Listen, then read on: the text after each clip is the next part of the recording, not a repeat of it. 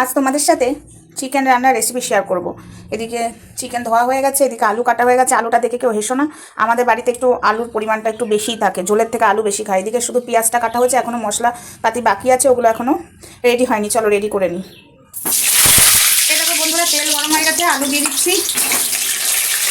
আলুটা ভালো করে ভেজে নেবো। হলুদটা দেবো, এই যে হলুদটা দিয়ে দিলাম,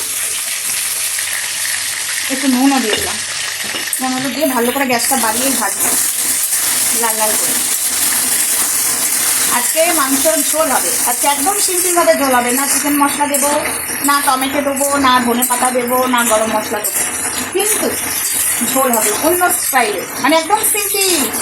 বাড়িতে যদি কিছু না থাকে, অনেকে বলে মাংস রান্না হয় না, তো আজকে আমার বাড়িতে সবই আছে, কিন্তু আমার মনে হলো যে দেখি তো টমেটো ছাড়া, ধনে পাতা ছাড়া, গরম মশলা ছাড়া, চিকেন মশলা ছাড়া মাংসর ঝোল হয় কিনা। অনেকেই বলে, আমি শুনেছি, এবং আমার অনেক ভিউয়ার্সরাও আছে, তারাও বলে দিদি ভাই কী করে হয়, তুমি একবার শেয়ার করবে। তো আজকেই সেটা শেয়ার করতে চলে এলাম, তো দেখতে থাকো। তো ভাজা হয়ে গেছে,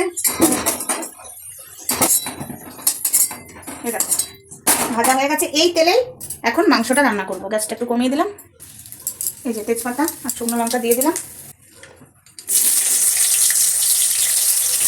পেঁয়াজটা দিয়ে দিলাম।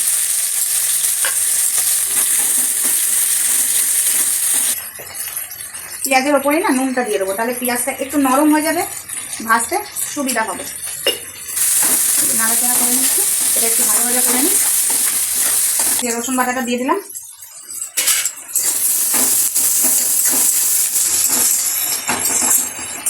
এই রান্নাগুলো তোমাদের সাথে শেয়ার করছি মানে ফেসবুকে, তারপর আমার ইউটিউব চ্যানেলে। তোমার কিন্তু এই রান্নার রেসিপিটা আমার রান্নার চ্যানেলে যাবে, মানে ইউটিউব চ্যানেলে, তাই দেখছি ওখানেও দিচ্ছি, তাই ফেসবুকে এবং আমার এই চ্যানেলগুলোতেও দিচ্ছি।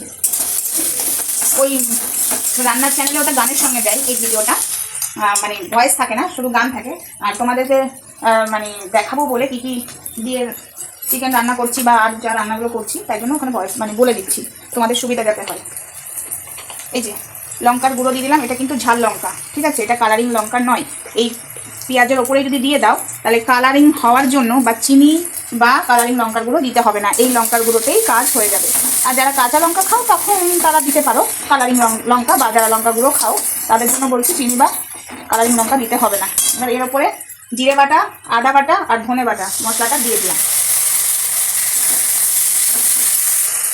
এই যে এবার হলুদ গুঁড়োটা দিয়ে দিলাম।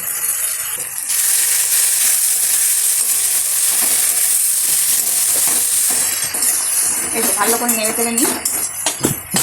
আছে, এবার দিয়ে দিচ্ছি চিকেন।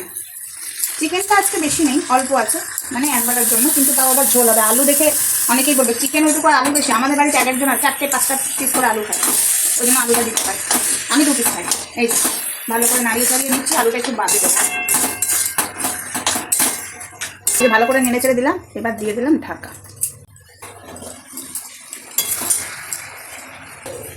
ঠিক আছে, ঢাকাটা খুললাম, এই যে জল বেরিয়েছে।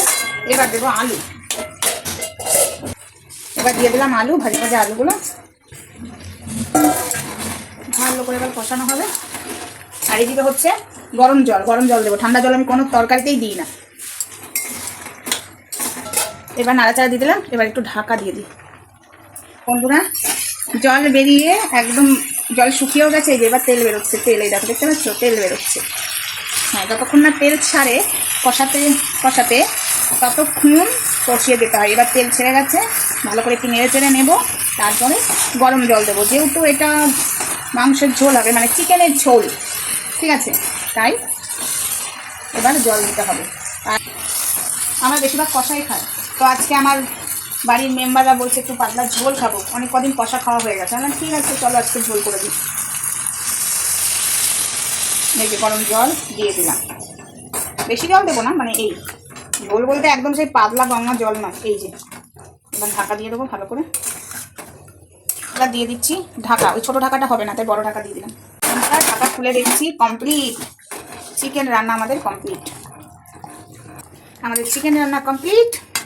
এই এখন গ্যাসটা বন্ধ করে দিচ্ছি, কিচ্ছু দিইনি। তোমরা দেখলে এইভাবে রান্না করে একবার খেয়ে দেখো, বলবে যে সোমা বলেছিল। হ্যাঁ, সব কিছু দিয়ে মশলা একটুখানি রিচ হয়ে যায়, এটাও রিচ হয়নি অতটা, কারণ যেটুকু তেল দিয়েছি সেটুকু তোমরা দেখেছো, তেলের পরিমাণটাও বেশি দিইনি।